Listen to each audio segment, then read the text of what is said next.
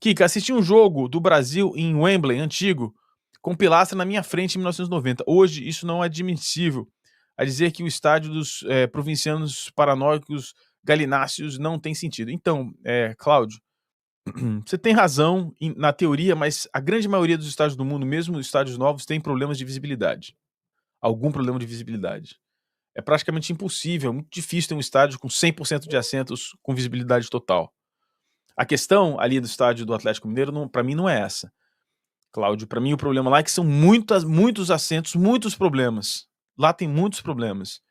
E a gente já identificou. Vamos falar então aqui, antes da gente entrar no assunto estádio do Atlético Mineiro, você deixa o seu like, você se inscreve no canal e você marca o sininho de notificação. E é claro, compartilha essa live também, se você estiver gostando do que está assistindo. Vamos falar então um pouco do estádio do Atlético Mineiro, então.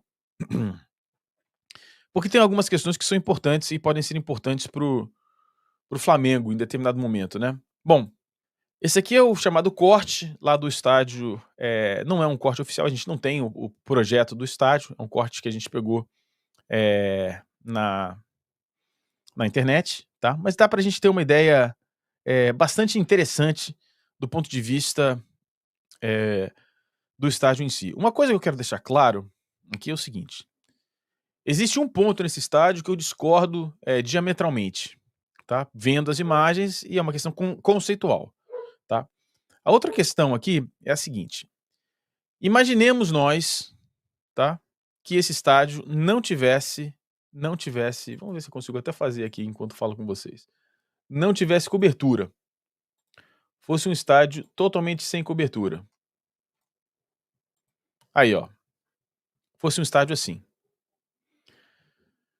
Esse estádio, por si só, teria uma acústica razoável para boa, pela proximidade do gramado e arquibancada.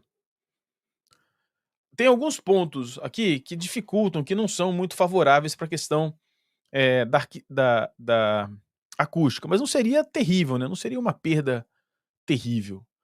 Então, quando a gente olha para o estádio e você vê a cobertura, essa cobertura pode não ajudar, mas dificilmente ela atrapalha. Dificilmente ela atrapalha. A questão do Maracanã, por exemplo, a questão do Maracanã é diferente. A cobertura tem uma característica diferente no Maracanã. E a diferença na cobertura do Maracanã é bastante simples. A cobertura do Maracanã, em algumas posições, ela fica completamente paralela ao chão, né, uma inclinação muito menor, e a distância dos assentos para o gramado são muito mais longes, muito mais distantes do que desse estádio aí do Atlético Mineiro. Tá muito mais distante. Então, tem essa diferença. Então, eu acho pouco provável, mesmo que a cobertura tenha usado lã de rocha para abafar o som e etc., não vejo isso como um grande problema. Eu acho que ali, na minha visão, eu acho, tá? É uma questão mais complexa e que é uma mega lição para qualquer clube que esteja pensando em fazer um estádio daqui para frente. Que é o seguinte, é a questão da cultura do torcedor. Porque, Fabrício, o que é a cultura do torcedor? O que você quer dizer com isso? Bom, o que eu estou querendo dizer com isso, da cultura do torcedor, é uma coisa bem simples. O processo de definição de todos os detalhes relativos à construção do estádio, precisam passar pelo entendimento do comportamento cultural do torcedor.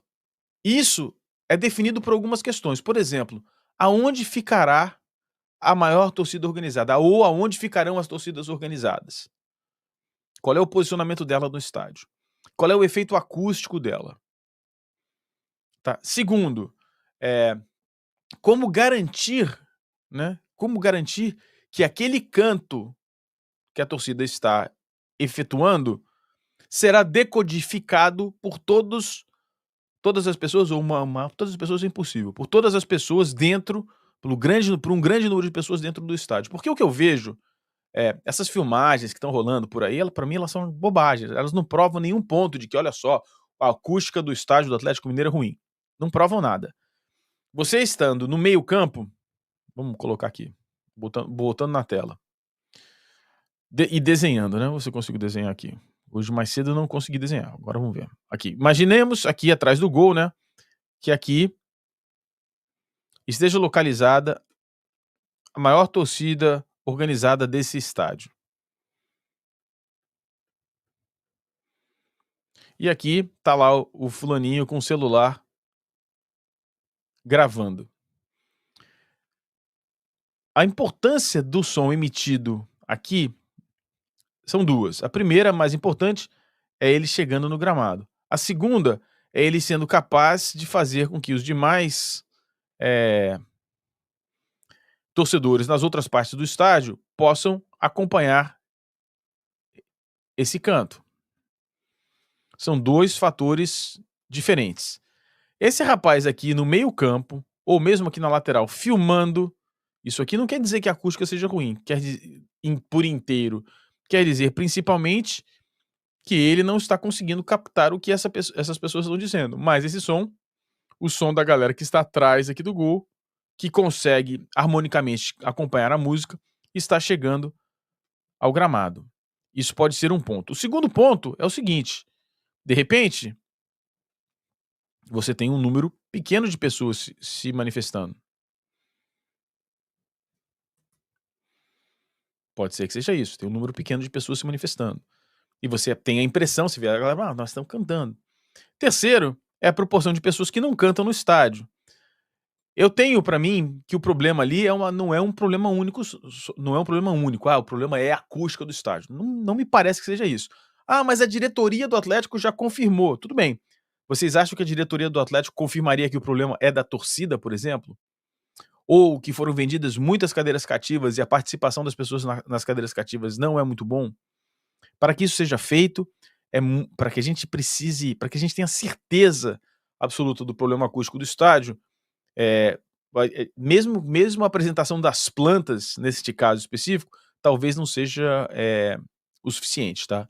Talvez seja preciso uma avaliação in loco e para que isso seja determinado. Eu vejo muito achismo e vejo muitos comentários pouco técnicos a respeito de um assunto que é extremamente técnico. O grande Cláudio Rosenberg: "O meu problema, Kika, não é o estádio dos caras, é o maluco lá do Leblon achar que aquilo é referência". Pois é, não é mesmo, não acho. Olha só, vamos lá, calma aí. Acho que é referência. Em algumas coisas sim, em outras não. É preciso ter muita calma nessas determinações. Agora, tem algumas lições importantes, tem algumas lições fundamentais e importantes no estádio, na Arena MRV. Primeiro, tá, o escritório de arquitetura que for desenvolver o projeto precisa conhecer profundamente o comportamento técnico do torcedor. Como o torcedor se comporta. Na definição do projeto, é preciso haver uma discussão complexa e científica do posicionamento das torcidas, onde elas vão ficar. É preciso que sejam feitas simulações. A gente fez uma simulação aqui. Vocês já viram essa simulação? Eu vou botar aqui para vocês. Rapidinho, eu não vou passar ela inteira não, porque foge um pouco. Mas é isso aqui, ó. Vamos lá.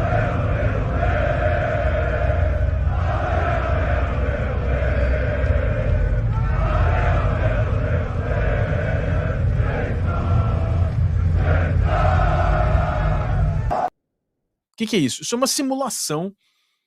Como funciona isso? Resumindo, bem resumidamente, a gente coloca a planta dos estádios num simulador acústico.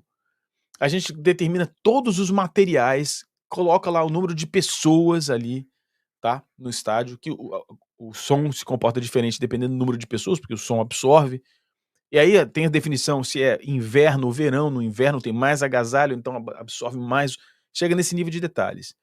E a gente coloca ali um grupo de pessoas num determinado ponto da arquibancada. O ponto que a gente coloca as pessoas vou mostrar aqui para vocês o gráfico da simulação. Tá aqui, ó. A gente coloca esse grupo de torcedores no meio da arquibancada, a gente calcula exatamente o ponto médio da arquibancada, esse grupo de torcedores emitindo o som. A gente simula como chegaria esse som em determinado ponto do gramado. Eu não me lembro se é no meio do campo ou se é diretamente atrás do gol. Eu realmente não me lembro como é que a gente fez isso. E a gente simula isso em diversos estádios. É possível que isso tenha sido feito no estádio do Atlético Mineiro, mas preciso que isso seja feito diferente. Não é uma questão genérica, é uma questão específica. Vamos fazer a simulação considerando as torcidas do Flamengo. Vai ter uma torcida aqui, vai ter uma torcida ali, quais são as torcidas organizadas mais relevantes, como elas cantam, como é que vai ser o comportamento dela dentro do estádio para não causar esse tipo de situação. Eu tenho certeza que dentro do campo você consegue ouvir a manifestação da torcida do Atlético Mineiro, mas você não consegue, aparentemente, tudo isso é aparentemente, você não consegue em diferentes pontos do estádio ouvir com a precisão suficiente para que você cante junto com a torcida. Então tudo isso precisa ser colocado dentro do papel e dentro do pacote no projeto, tá? Eu não acho que a parte acústica seja simplesmente uma questão projetual da Arena MRV. Eu acho que tem a ver com o comportamento da torcida, tem também a ver com a quantidade exagerada de cadeiras cativas que foram vendidas, tá? E outra, um filmezinho do celular não é uma prova científica, tá? Não é.